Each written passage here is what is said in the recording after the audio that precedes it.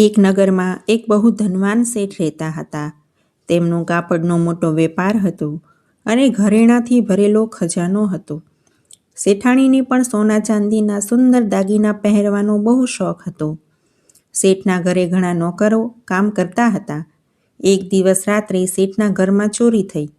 ચોર શેઠાણીના બધા કિંમતી દાગીના લઈને ભાગી ગયો. સવારે ખબર પડતા શેઠ અને શેઠાણી બહુ દુઃખી થયા. શેઠે તરત બધા નોકરોને ભેગા કર્યા અને પૂછ્યું, તમારામાંથી કોઈએ ચોરી કરી છે? બધા નોકરોએ ઇનકાર કર્યો.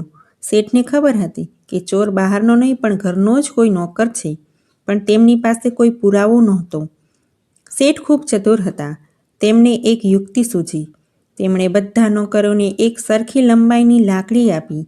પછી તેમણે કહ્યું, સાંભળો, જેણે દાગીનાની ચોરી કરી હશે તેની લાકડી આવતીકાલે સવાર સુધીમાં 5 સેન્ટીમીટર વધી જશે. બધા નોકરો લાકડીઓ લઈને પોતપોતાના રૂમમાં ગયા.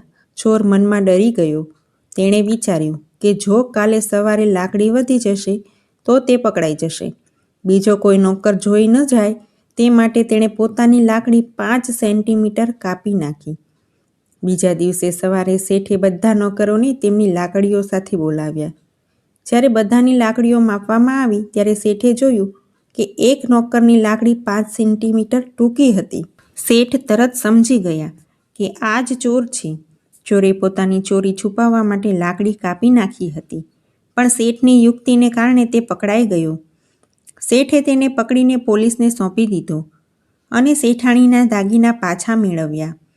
આ વાર્તામાંથી બોધ મળે છે કે ચોર હંમેશા ડરે છે અને પોતાની ભૂલ છુપાવવા માટે કોઈની કોઈ ભૂલ કરી બેસે છે.